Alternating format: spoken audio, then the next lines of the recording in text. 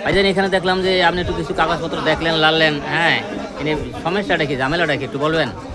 সমস্যা এখানে ওই জব্বরদন আব্বাসদন দুই ভাই, হ্যাঁ হ্যাঁ। ওনাদের জায়গা জমি।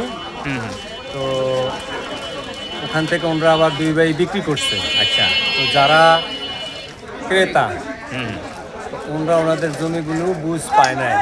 আগে পরে অনেক মাপ হয়েছে, সেই মাপগুলো ও সঠিকভাবে থাকে না আর কি। সীমানা শ্রাদ্ধ অনেক সময় উঠে ফেলাইছে গেছে গা। তো এইটার সমাধান দেওয়ার জন্য আজকে আবার ডাকছে।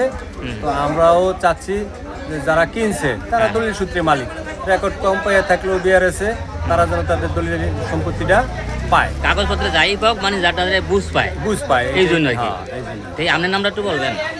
আমি মোহাম্মদ সরোয়ার হোসেন, সাবেক প্রধান শিক্ষক, 61 নং চরবুই সরকারি প্রাথমিক বিদ্যালয়। হ্যাঁ, এই ঠিকানা একটু বলবেন, ঠিকানাটা? চরবুই, গ্রাম চরবুই। হ্যাঁ, গ্রাম চরবুই। চরবো, এটা শরীয়তপুর জেলা বসাইড়া থানা। জমির মাপ হইতেছে 5 কাঠি। আচ্ছা, 5 কাঠি, 2 নং 5 কাঠি, এই সমস্যাই তো। জি, আচ্ছা, আশা করা যায় আজকে হিসাব কিতাব মিল হয়ে যাব না? আশা করি যে সমাধান হবে। আচ্ছা, আলহামদুলিল্লাহ। হ্যাঁ, তাইলে ওই লোকজন, অনেক লোকজন দেখতেছি এখানে, অনেক লোক এখানে এসে। আপনারা সকলেই, আমরা আশাবাদী আজকে হয়ে যাবে, মাপজোক গায়ে জামালা সব কিছু সুন্দর হবে। চা খাইবা?